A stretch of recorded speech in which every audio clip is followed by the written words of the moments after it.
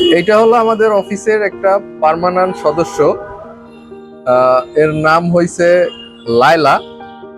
নামটা খুব মজার। এটা ওই মামুনের লায়লা না, এটা হলো আমাদের সেই অফিসের লায়লা। এ খুব মজায় থাকে আমাদের অফিসের।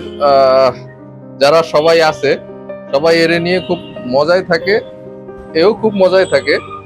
কিন্তু একটু লেজি, খুব একটা খেলাধুলা করে না।